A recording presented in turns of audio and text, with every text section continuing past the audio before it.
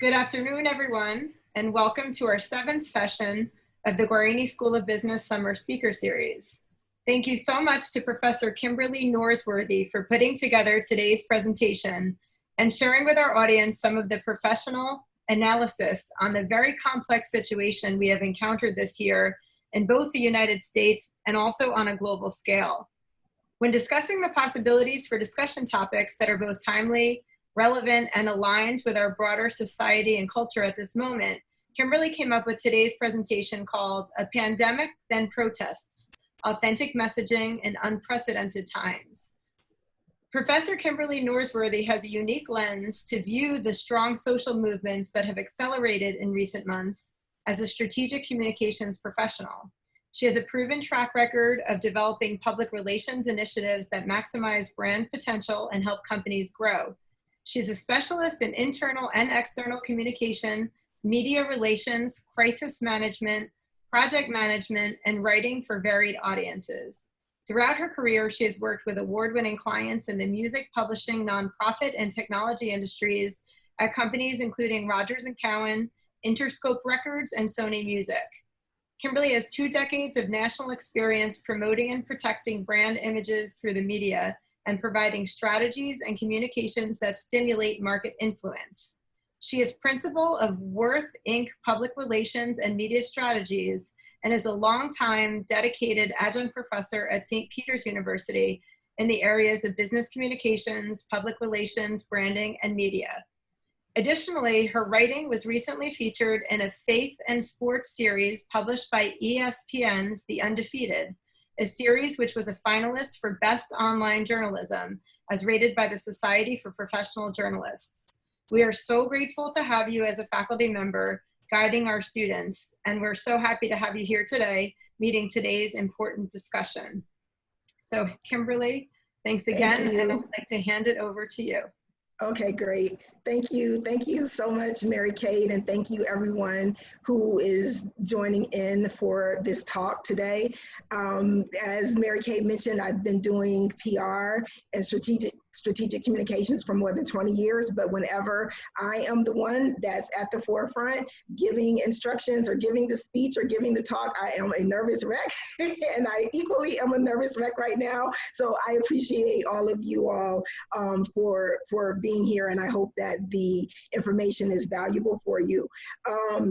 As Mary Kay said, we're going to talk about the PR challenges and the communication challenges and opportunities that abound in this very unpredictable time.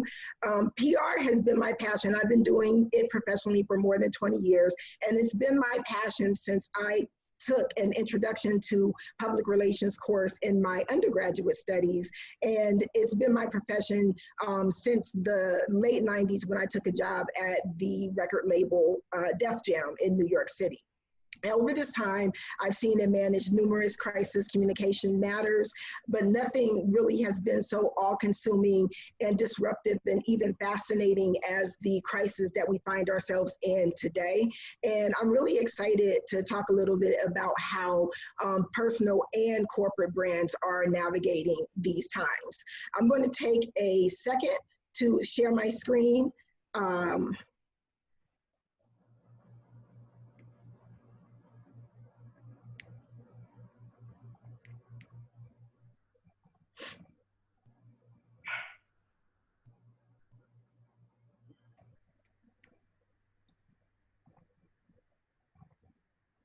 Okay, this is what I want everyone to see. So a pandemic then protests, authentic messaging during these unprecedented times. I'm going to start out by talking a little bit about the personal side of communications during this time. On March the 12th, the middle of March, I crafted the very first of many event cancellation announcements. This one was for an event that was scheduled to be held in late April. During this time, the travel advisories and the stay-at-home orders had not yet been issued, and companies were making independent decisions about whether or not to move forward with their gatherings, even while information was just trickling out. we knew that there was caution necessary in proceeding. And in my opinion, the organizations that canceled their events early established a higher sense of goodwill with their constituents by making that independent decision to prioritize and protect the health and the safety of their audiences even before any local or regional or national government mandates. Now, in PR, we're taught and we're trained to write in a very refined and concise manner. We do not want to take up people's time with a lot of unnecessary wording. But that first cancellation announcement that I wrote required greater care than the touchstones of PR writing typically prescribe. A normal cancellation notice is likely to say it's due to circumstances beyond our control that we regretfully cancel or postpone our event until further notice. And while that's true, it still didn't express the careful consideration and deliberation that had taken place to come to that particular decision. The decision was made out of caution. It was made out of a profuse amount of it, and also genuine care for the organization's audience. So that's what I wrote. And it ends up that many communicators actually use this exact phrase: out of an abundance of caution, we have to postpone our event. We have to cancel the conference. We have to move our classes online. And we know that many communicators use this phrase because according to Merriam-Webster, this is the phrase that defined the week of March the 13th, the beginning of us working and communicating and managing messages in very unprecedented times. Another daily element of those of us who are communicators and brand specialists and who are helping companies create messages is the daily email.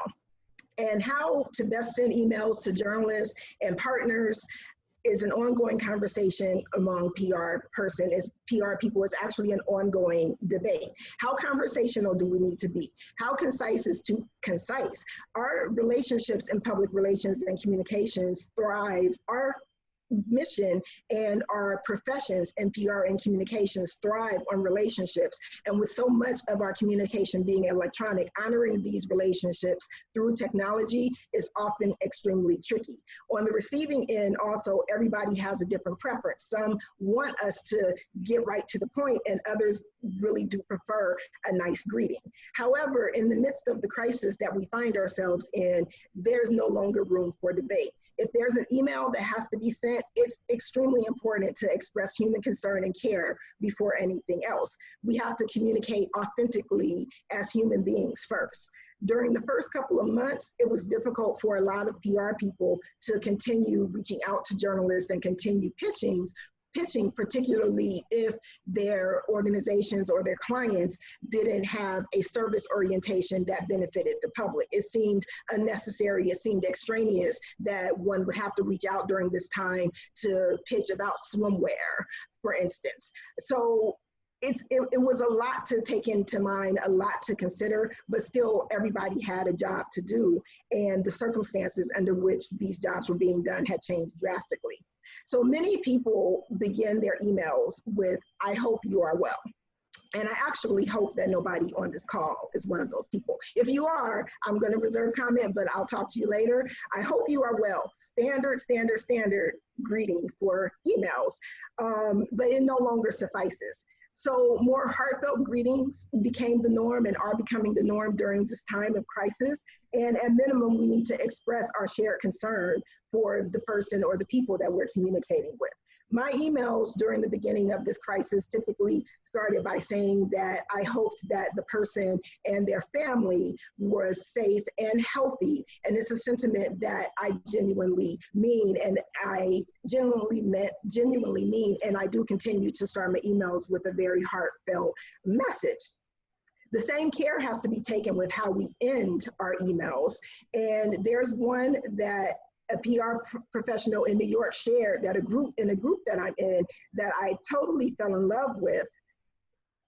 And he ends his emails with, "I wish you vigorous health and a robust mindset." He said he doesn't care if somebody thinks his language is too flowery. He doesn't care if someone thinks it's not genuine in his heart, it was genuine.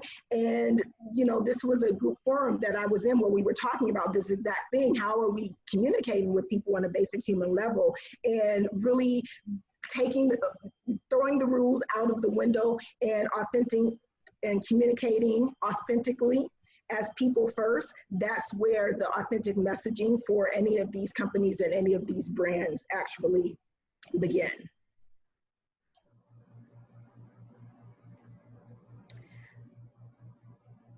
So now we're moving on to a new normal. There's new pivots, there's new best practices, and everybody is adjusting after that mid-March first cancellation notice that I talked about. So by the end of March, the beginning of April, companies and brands were figuring out how to meet consumers where they are, which is at home.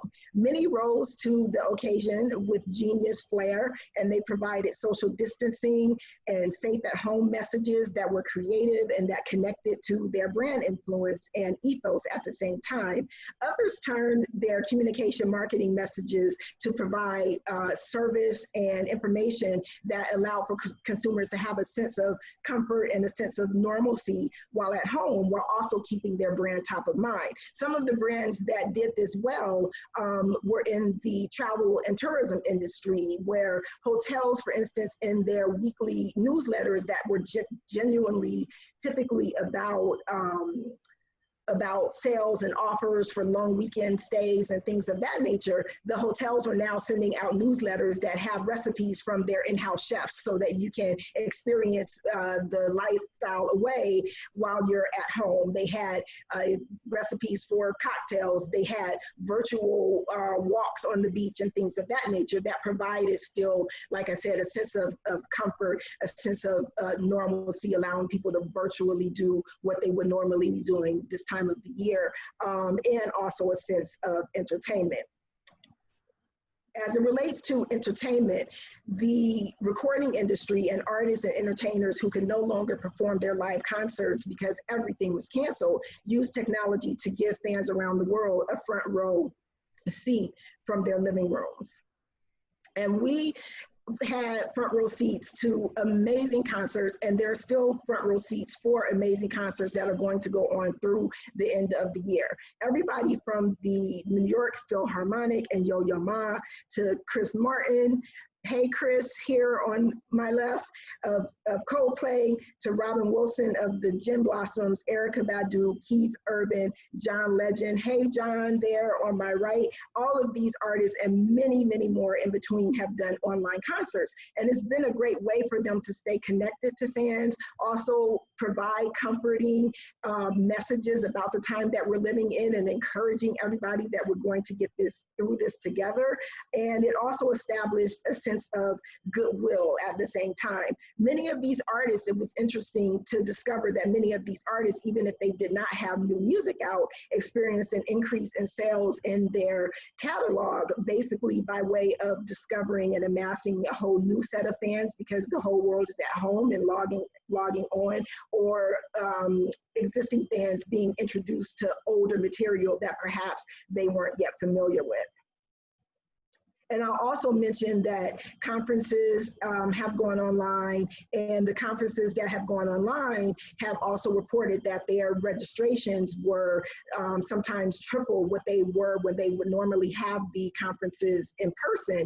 And once again, great opportunities, great challenges abound in this time, but also great opportunities to spread authentic messages farther and wider.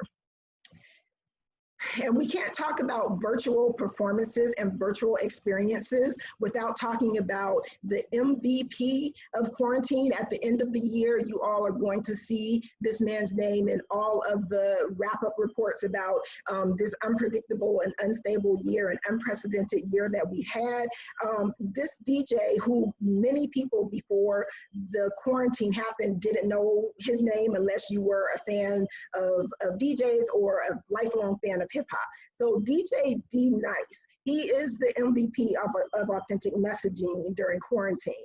About the third weekend of March, D-Nice, who lives in Los Angeles, and this is him on the left, this is him on the right, and the right is him basically from his dining room in his apartment in downtown Los Angeles. About the third weekend of March, he was lamenting the vast cancellations of events that he was scheduled to DJ at. He DJs at a lot of live festivals. So South by Southwest, for instance, the Essence Music Festival, all of these live festivals are, that was his bread and butter for the summer, and they had all been canceled. So lamenting these cancellations and feeling a little homesick for being able to be among people and playing music and making people feel good and uplifting their spirits, he went on Instagram Live and started DJing from his living room. And the first weekend, he started on a Friday.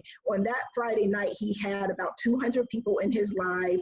On Saturday night, he had a few more hundred. It was absolutely 200 the first night, about 700 the second night. It grew up into the thousands on the third night. And by the next weekend that he DJ'd, he had upwards of 500,000 people on his live. And it's been a situation where people were able to go online, experience live music virtually, engage with each other, engage with celebrities. His quarantine lives spread like wildfire because after the third night, there were many celebrities that were gravitating to his live. And it just spread like wildfire. And his brand value, by being authentic and just doing something that was in his heart to do, his brand value grew exponentially.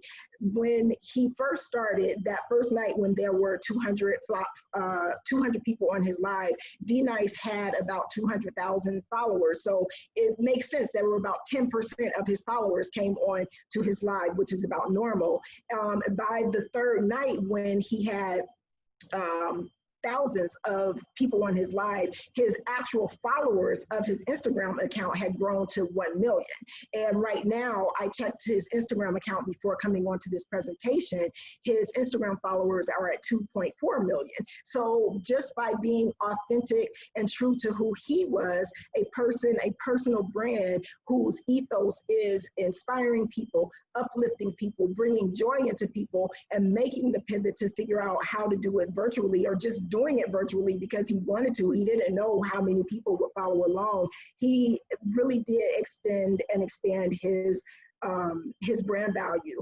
And he's gone on to lend his brand now to other causes that have been raising money for different organizations and doing voter registration drives and things of that nature. So he kind of set a blueprint for personal brands in crises and during this time of crises, that the key to authentic messaging is communicating and demonstrating the heart of what you have to offer and doing it relentlessly. You don't have to, he didn't sit there and develop a social media strategy and a digital marketing plan or anything. He just did it. And of course, technology is allowing us to move very quickly. And companies and brands that do this, they build loyal and lifelong followers. So authentic messaging is kind of a fun story, definitely a personal brand, but I couldn't have this talk without talking about D-Nice, because it also was just a phenomenal experience and an explosion of a personal brand to actually watch.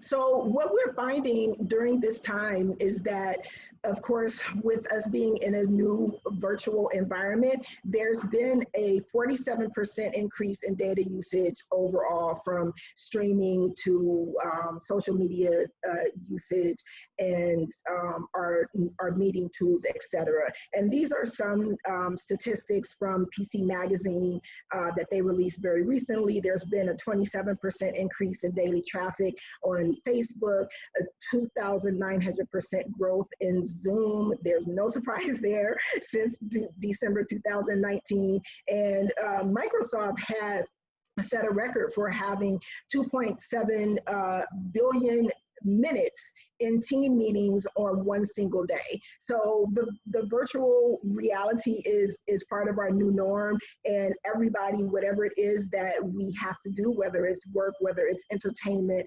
and leisure, we're finding ways to do it online.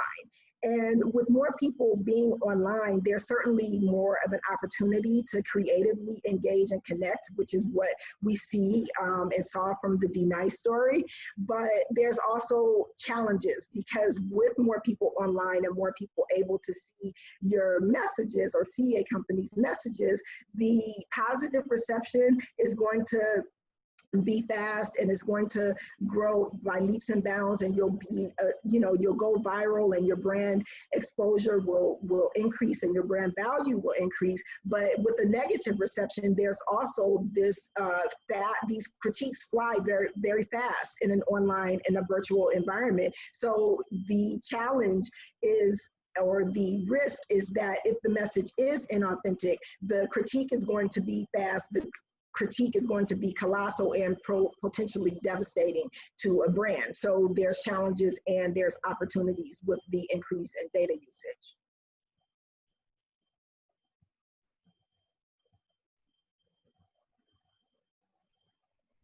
So towards the end of April, where everybody has adjusted, we can say, and we're dealing with the COVID-19 crisis as best we can as a society. And the Center for Disease Control releases hospital data that points to huge racial disparities with the COVID crisis, with a disproportionate amount of African Americans being hospitalized by the disease. And what started to happen when this data was released is people in the African American community began to spread messages via their social media platforms, those who are influencers, and also essential workers themselves, spreading messages about the importance for African Americans to follow the safety protocols when they're riding the bus and when they're going to the grocery store and doing their daily tasks, because the essential workers were at high risk, and many of these essential workers are African American. So there became this messaging challenge specifically for the African American community. And this Black is Human campaign is a campaign that was adapted by the firm Burrell Communications, which is an African American firm out of Chicago, to specifically heighten the awareness in the Black community of the importance of following the safety protocols, and to further reiterate and encourage African Americans to wear their masks when they're out and about. And part of the campaign was that, or part of the campaign messaging was that it's a story that's not just a Black problem, it's a message for humanity.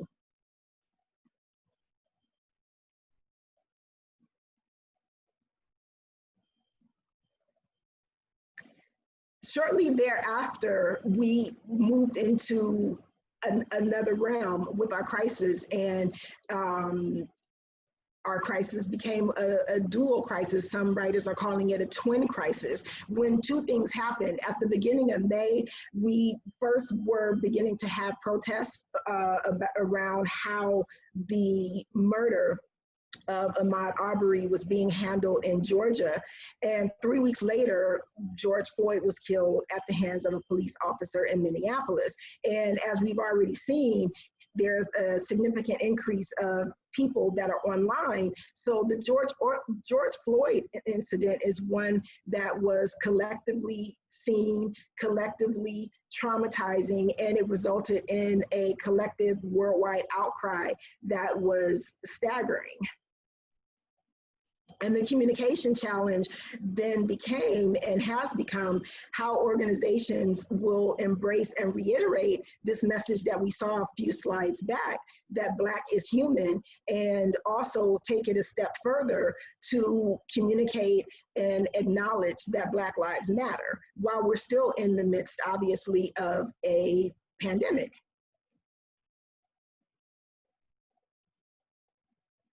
I love this quote from William Faulkner, by William Faulkner, that says, "Never be afraid to raise your voice for honesty and compassion against injustice and greed. If people all over the world do this, it will change the earth." And of course, if corporations, with their vast amount of resources and their vast amount of influence and their huge platforms with millions of followers, if these corporations raise their voice as well, then we certainly could begin to see real change. And the great thing in this particular situation is that hundreds of companies did decide to raise their voice, but the bad thing is that it wasn't always done in an authentic manner, and it hurt them. As I talked about a few slides back, the inauthentic messages, they're going to be called out, and they're going to be called out vociferously and immediately, and it's not going to be a pretty picture for the companies that are behind them. So we saw a lot of this. Blah, blah, blah, blah, blah. Boilerplate message, we're committed, whoever the brand are, to fighting injustice by posting images to Twitter that express our commitment to fighting injustice. To that end, we offer this white on black JPEG that expresses solidarity with the Black community, but will quietly elite the specifics of what's actually wrong, what needs to change, or in what ways we will do anything about it. This is doubly true if insert any brand in America is particularly guilty of exacerbating these issues. We hope this action encourages you to view insert any brand in America positively without, actually expecting anything from us. This is a parody message that an advertising executive created, but it really does speak to what went wrong with many companies who did decide to raise their voice, but did not think long and hard and deep enough about what their voice should actually articulate. A lot of vague messages, cookie cutter, and statements that fell flat, and that essentially were some rendition of this type of boilerplate.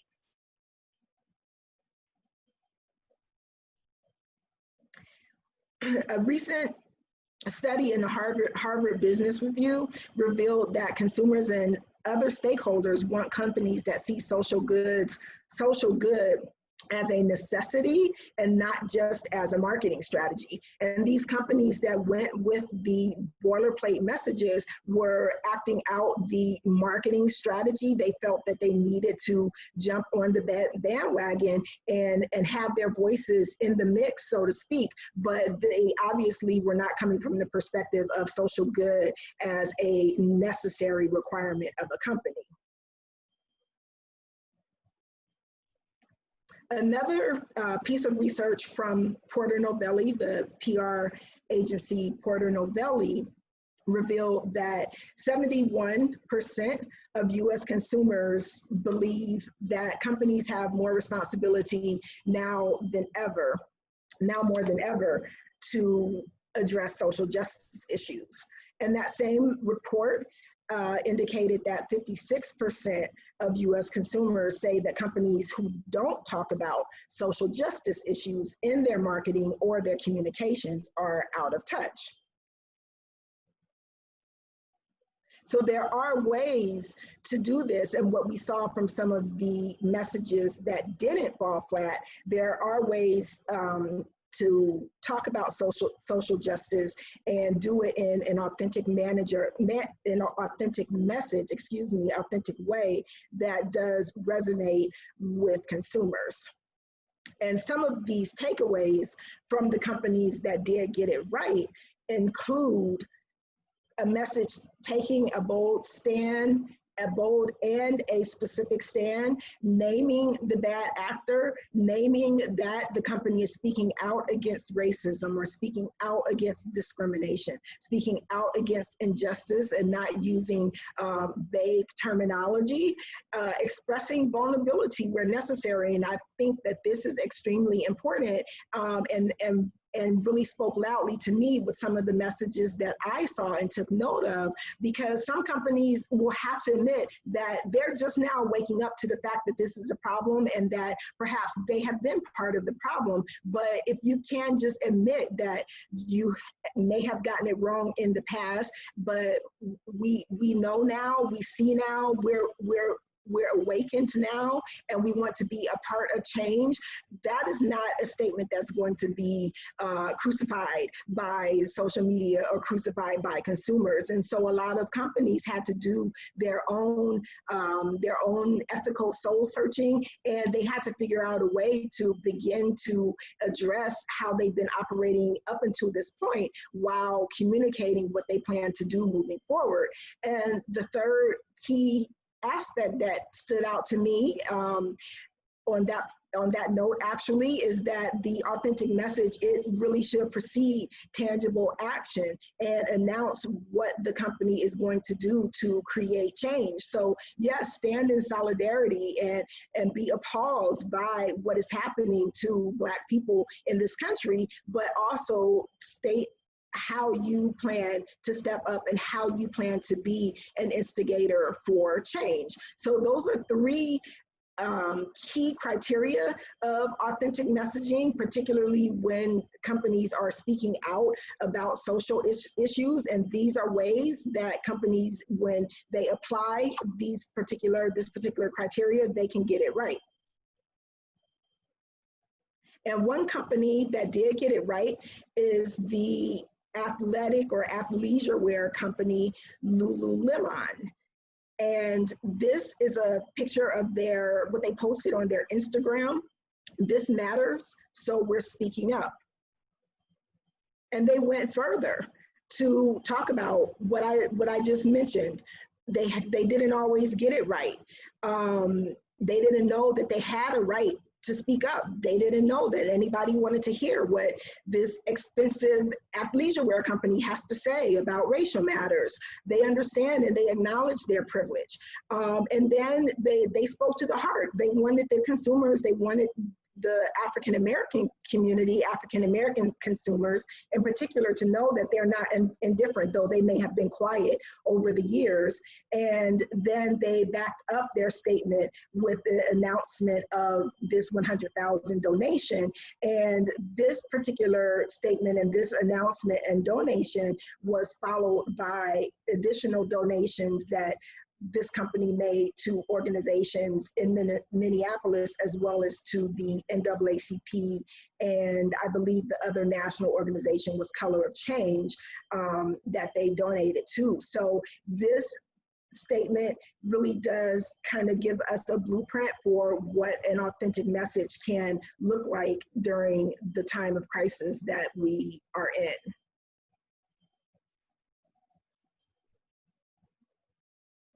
Some other companies that did get it right were Ben & Jerry's. Ben & Jerry's has always spoken out about injustices. It comes as no surprise that Ben & Jerry's is on the short list of companies that did get it right. And what stood out about Ben & Jerry's, I think they were the first company to say that they stand against white supremacy.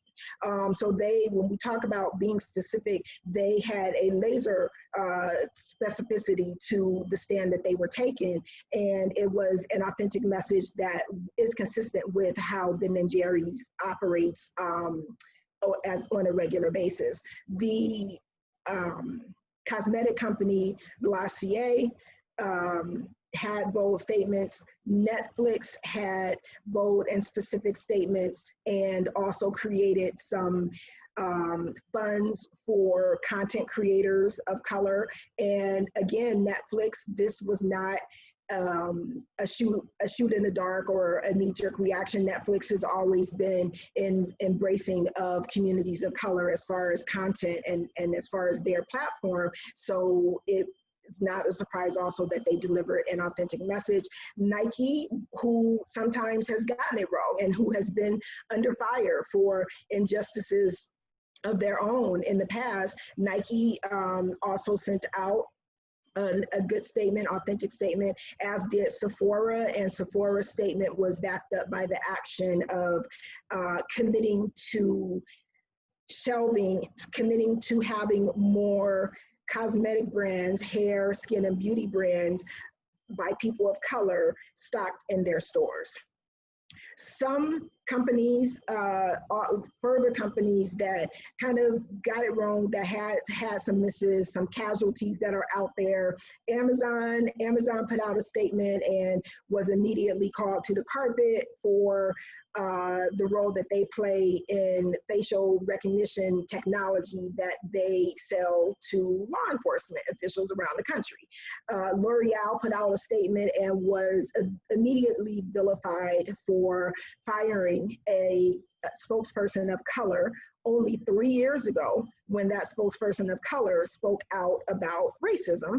And the NFL put out a statement that was vilified and rejected for numerous reasons. And the underlying reason that it was a poor statement is because it was hugely hypocritical. They had an opportunity to say that we've gotten it wrong in the past. Of course, we still have a Colin Kaepernick who still is not employed by the NFL because he was blackballed for protesting police brutality. So, I don't know, 3 years later, maybe that was 3 years ago as well.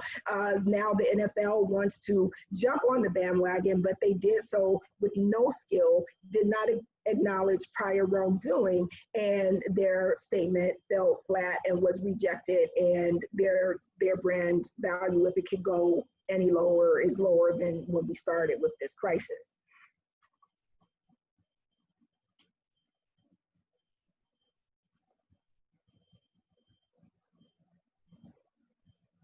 So in this time of a health crisis and social protests, a pandemic and protests, we have the opportunity, companies have the opportunity to rise to the occasion and leverage their influence and their resources to build a better world for all.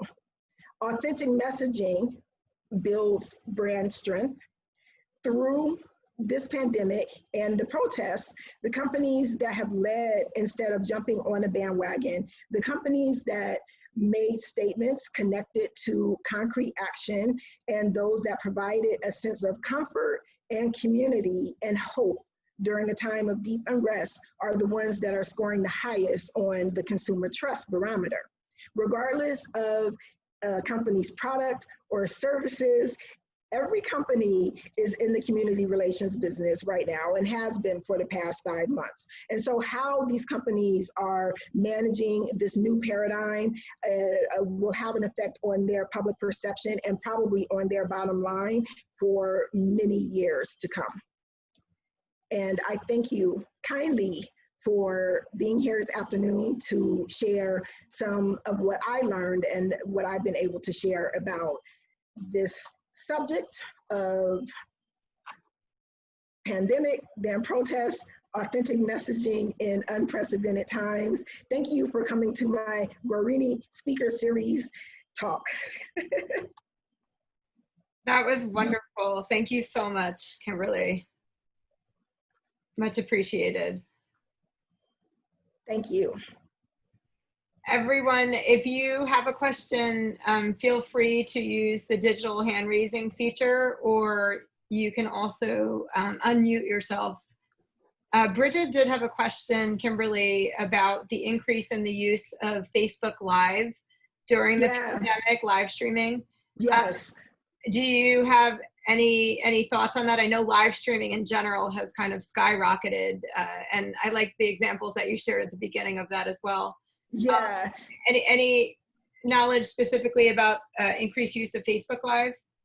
I do not have. I was looking to see if I had any numbers. There definitely has been a dramatic increase of live streaming in general. And what I will say is that the reliance on live streaming is the reason that the protests exploded the way that they did, because everything that happened from the time that George Floyd, was removed from was put into the back of the police car, somebody was on the ground there live streaming it. And so communicating information and showing pictures in real time and showing footage in real time is part of the reason that protests are a part of this particular talk, because live streaming is a part of everyone's everyday reality.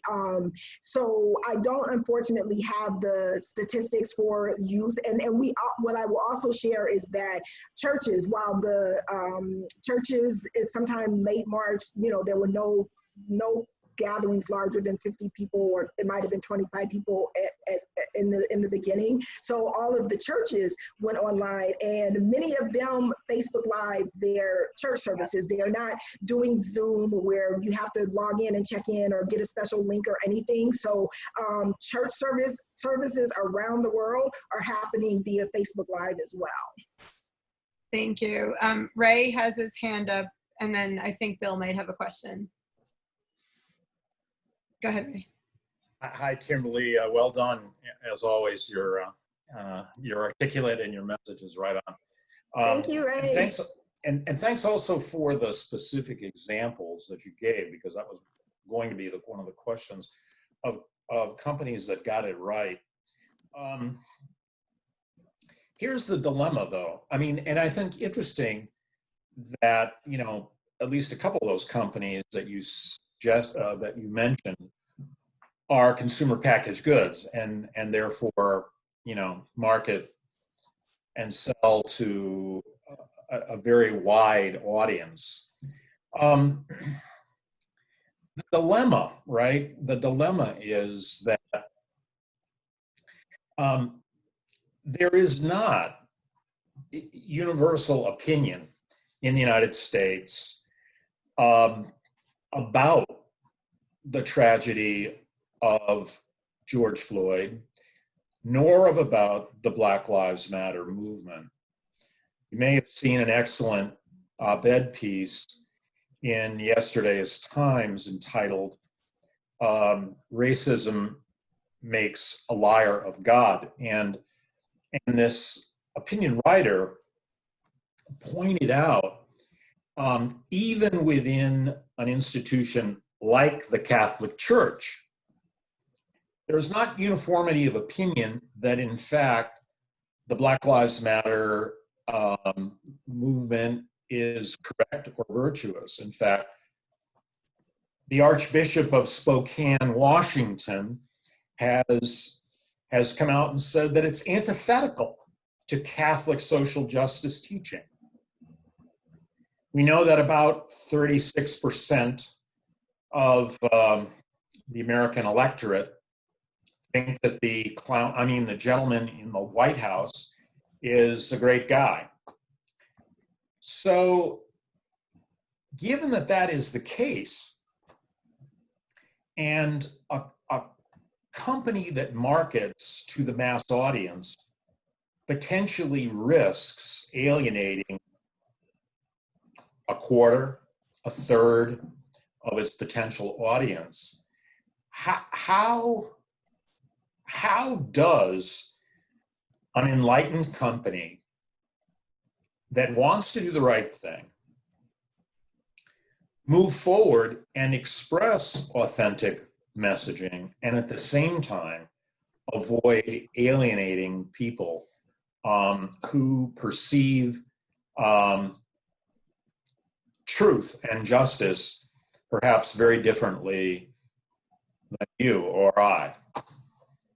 Yeah, that's an excellent question. And one example that does come immediately to mind, and it's slightly divergent because it doesn't specifically speak to a company that spoke out in support of Black Lives Matter, but when we saw the president of Goya Foods support, go to the White House and deliver a speech and acknowledge, support and reverence even for a president who is extremely also polarizing, and a large part of the Goya consumer, it's African American and and Caribbean American people. So that was something that the company received huge backlash about, and of course there was a boycott. And what was very interesting about it was that the boycott was met with a boycott, right, by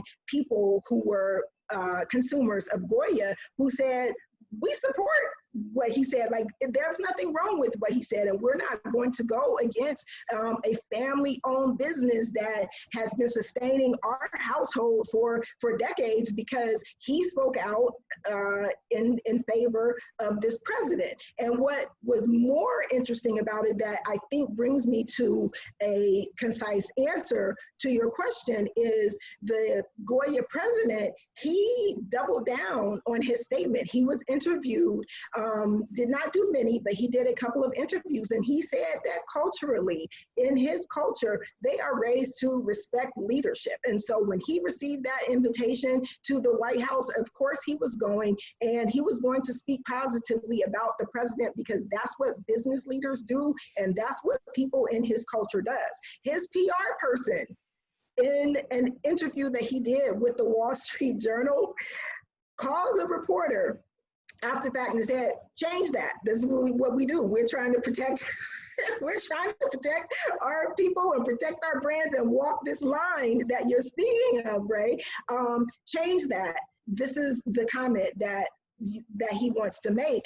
And then the president called the reported back himself and said, I stand by my words. And my point is that these companies, a lot of these social justice issues, there's not going to be a universal adoption of the movement or an adoption of a particular sentiment. And so that's why with authentic messaging, do the right thing that is the right thing for the company ethos, and that is the right thing for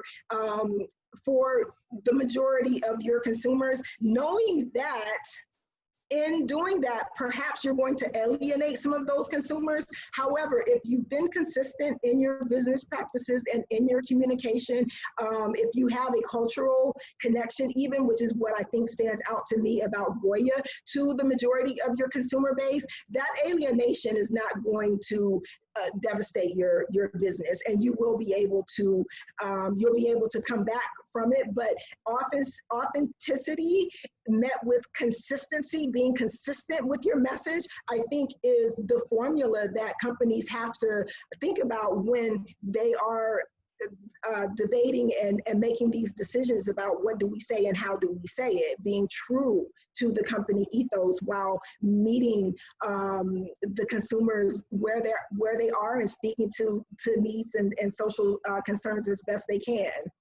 And the other point, I said two examples. Target, which is based in Minneapolis, their statement never mentioned Black people, never mentioned Black Lives Matter. Their statement spoke to injustices in communities around the country, and I thought it was smart. It was one where I did not think that they were being vague, but knowing that Target is headquartered in Minneapolis, they have a diverse workforce. One of their stores was vandalized, during the protests that did start in Minneapolis. I thought that, and of course, Target has an extremely diverse consumer base.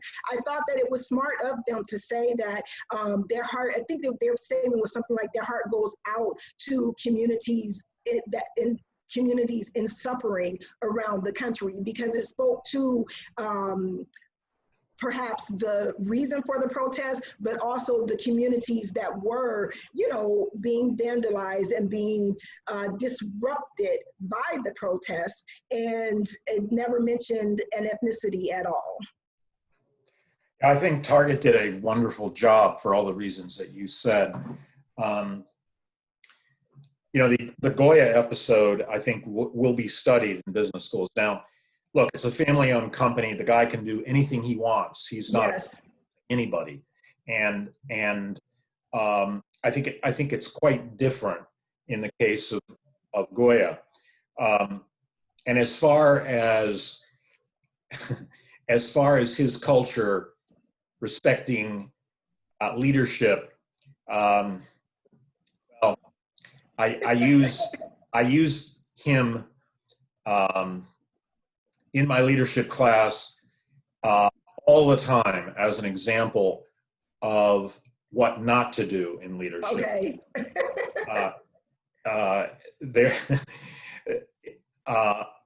I guess I would just like to invite that gentleman Goya to sit in on some of our leadership classes. So interesting. I was fascinated by his position and his statements, and when I saw the PR interaction and how he doubled down from a communication standpoint, I definitely just felt like that's the thing to do. If you have a statement, even if it's unpopular but is not particularly inciting, or immoral in any way, a leader who will just stand by it, I respect them from a communications perspective. Yeah, well, perhaps so.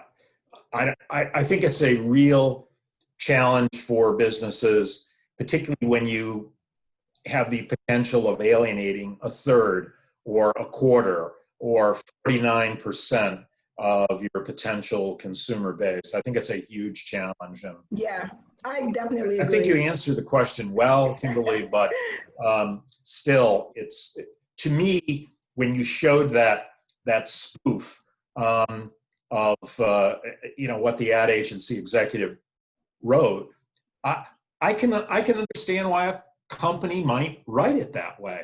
Yeah, it's the fear of alienating something that's maybe so clear to one constituency is not clear at all. It's not clear at all to another. Witness the polarity. If any institution should be homogeneous in its perspective on social justice, it's the Catholic Church. But you have people within the church who are 180 degrees out of phase. Some say that is totally consistent with Catholic social justice, and some that is saying that it's antithetical to it. So there's not even agreement in the Catholic Church. Yeah. So thank you, Ray. Thank you for bringing up that point too. Kimberly, we have Bill and then Philip with a question. Kimberly, excellent presentation, and I too was going to ask you about good examples and bad examples, but so I'm glad you had that in your presentation. One very quick question and then a longer one. Was the PR guy from Goya who called the Wall Street Journal reporter to walk back the CEO's message fired? Do you know what happened to him? It was a woman, and to my knowledge, she was not fired. And with interviews, what happens is most of the time, as you know, Bill, I'm sure, the PR person, especially with an interview such as that, the PR person is in the room. I've actually done this, been on the interview or in the room with the interview and called and said, please don't write that, whatever the client said that I felt was damaging to the brand. And so that's what happened. She was not, it was her own volition that she did that. And the reporter then called the president and said, hey, your PR person called and told me to strike that. And he said, don't you dare. And to my knowledge, the PR person is still working there. I'm sure she had received a good talking to, but she is still working there, to my knowledge. I'm sure she did. And as a journalist for 30 plus years, I had the experience very often of PR people sitting in on interviews, and frankly, I preferred not. Yes. PR person not be there. Yes. Say, oh, don't ask or don't answer that question. But my bigger question is, in general, do you know how PR and advertising firms have been doing financially over the past 5-6 months with the pandemic? Yes, I actually read a report that was in PR Week recently, within the last week to 10 days, that PR firms, there's one big firm that announced massive layoffs out of LA. very focused in the entertainment space. I think it was PMK, public relations, but anyway, I do recall that. But in general, this report that I read in PR Week said that PR firms are holding pretty steady, and even still hiring. The PR and communications industry is one that is actually, there are jobs available now. So they're hiring and holding steady and not experiencing a lot of tumult. Ad agencies are down 25% year over year, Bill. Okay. 5% down from last year. Yep. And it makes sense because the majority of advertising is now done on social media. Like 77% companies are spending 77% of their advertising dollars on Facebook ads and ads on Twitter. And those those ads are usually created by digital marketing agencies. And what a lot of PR firms are doing that's really smart is developing a digital arm of their particular services. So the ad agency model, I think, is going to have to reinvent itself significantly. Thank you. Philip, you're up, and then Bridget has a question. Thanks, Dean Natus, and Kimberly. Thank you for such an insightful presentation. My question is, I love how you touched upon DJ D Nice and how, yes, you know, through the somebody pandemic. got it. I was very unsure about that one, Phil. Yeah, no. I think I gotta do it. Yeah, no. I thought it was a brilliant example of just how, you know, he just you know, through his career and what he was doing, he was able to capitalize on the moment, and it really worked out for him in so many different facets. You know, and there's so much behind the scenes work of what he did in his career in DJ and whatnot, but that pivot, I mean, he is the poster child of it. And Yes. piggybacking off of that, I guess my question to you is, do you think that there's opportunity out there for professors to build their own brand, to kind of spread awareness of the research that they do, the activities that they're involved in the profession, since technically professors are deemed to be the experts in their field and the leaders of their field? And also, you know, do you think that there's an ability to utilize that brand and to also reach our students or potential students where they're at? Because technically our customers, you know, are on these social media platforms. So, you know, if you think there's a way to utilize that, how would you go about doing that? I do think that there's a way to do that, and I think the great challenge and the great opportunity for academics is to approach research and approach thought leadership from a more consumer standpoint, as opposed to only thinking about how do I introduce it and present it in the academy? How do I introduce it and present it to students so that there are specific learning outcomes, you know, et cetera?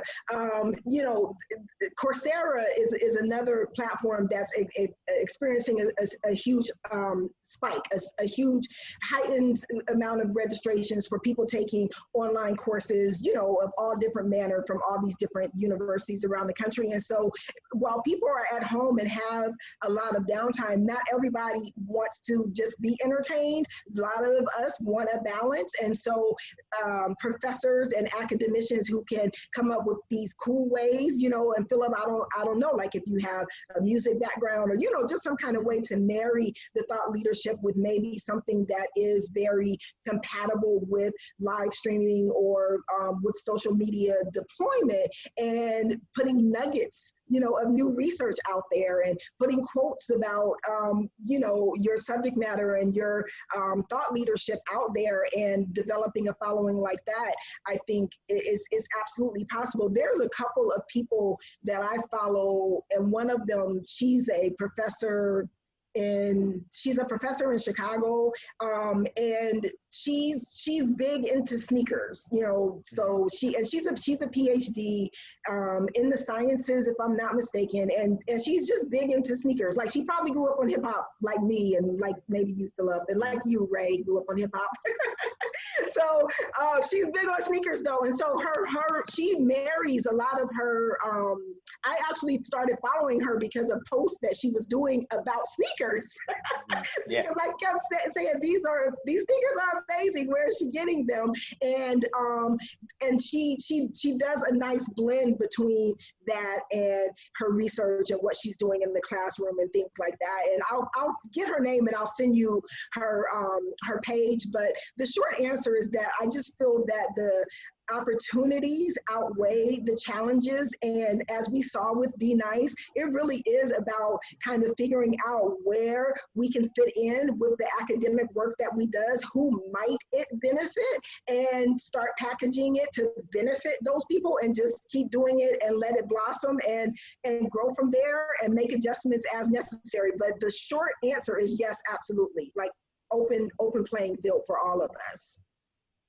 Yeah, thank you. And I think that's a great point about that professor that posts the sneakers. You know, it really brings that humane nature to it, right? That it's not just we package, you know, a certain industry in a certain way. And I'm an accountant by trade, so you know, you would think I'm crunching numbers all day, Yeah. but I think it definitely presents an opportunity to show your, like you said, the authentic self. And people relate to that. You know, there's a market for everything, right? Yes. So putting that forth has definitely helped. So thank you, Kimberly. Yes, thanks for the question. That's a great question. And Bridget, you're on. Kimberly, thank you so much. This is excellent. I had a question around leadership and diversity of leadership among these companies, and wondering how much diversity, like structural diversity within these companies, informed their responses and informed their capacity to respond. And just thinking through, like, you know, the question around authenticity and sort of lived experiences, and how leaders can bring those lived experiences to a response just through, like, you know, collaborating with their, you know, with others within the organization, and what you think that means for if there's any correlation that you're aware of, like even anecdotally, in terms of, you know, like Netflix versus Amazon or other companies, but then also if there's any thought around, you know, the impact that there clearly isn't, like, I think it's just probably, I would assume it's fair to say that we need more diversity, especially in corporate America at the top, but just if that's at all part of this paradigm, so to speak. Thank you again. Yeah. Okay, and you broke up a little bit, but I do think that I received the gist of your question, Bridget. And so the interesting thing is that part of what started to happen in response to some of the statements that came out, and it happened, I know specifically with Nike, definitely some other companies, but they were challenged to look at the makeup of their leadership. At Nike, there's fewer than, I think, 7% of their vice presidents are people of color. And, you know, so the response to their statement, while appreciated, it was definitely a challenge to start within. And many companies did begin to basically assert themselves in that way, I guess probably before there was too much critique that came their way, but they begin talking about the diversity and inclusion measures that they were going to take within their corporate structure. There's been an increase in recruiting for diversity and inclusion executives at major companies just within the past month as a result of this situation that we're in. And one thing, and I know I read about PayPal and the statement that they put out and how they addressed this situation. So the CEO of PayPal, he had a meeting with all of the people of color that work at PayPal in order to first of all, just to check in with them and see how they were feeling and everything, and determine where PayPal was falling short. And he made decisions about changes that would be made internally, and he communicated those decisions internally to his team before any public statement was made at all. And so I think that when we're talking about doing these authentic messages and them being heart-led as opposed to marketing-led, I think that strong leaders are going to see where they need to talk to their own people first. And if you look around as a leader of a company and you have one person of color, or you don't have anybody to talk to internally about what it is you should do or what it is you should say, then you know that you do need to start in-house before you start trying to make a change externally, because that is, in many instances, is part of the problem. Lack of opportunity, lack of advancement for executives of color and things of that nature. So I know that in many instances, what did happen where there wasn't an internal cohort or an internal caucus that could be assembled to come up with the statements, that outside specialists were hired to help craft statements. And I truly don't think that speaks to inauthenticity. It just speaks to a company being aware of the lack of sensitivity that they probably have. And while they have to make a lot of changes at once, including, hiring some corporate executives of color and making their company more diverse, they don't want to wait until they do that in order to start making steps towards helping public change. And they want a statement right away, and they hire, somebody who does have the sensitivity and the sensibilities to help craft that statement. So I hope that I answered your question, Bridget, but those are just some of the things that come to mind. No, that's great. Thank you so much. That was great. Thank you. I just want to really thank Kimberly again for putting this presentation together. I think it's such an important topic. I think there are so many lessons to be learned for us at St. Peter's University from every email exchange we have with students at the beginning of the presentation. I end up going back and adding on, I hope you and your family are well at this time. And we need to really be sensitive to every message we have. We do. Thank you so much. This is fascinating. And I learned a lot of new examples that I hadn't heard about. So again, everybody agrees, fabulous presentation. Thank you so much.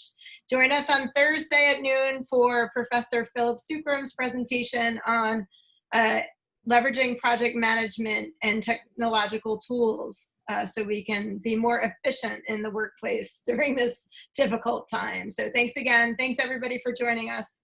Thank you so much for having me, and thank you everyone for being here. Have a great day.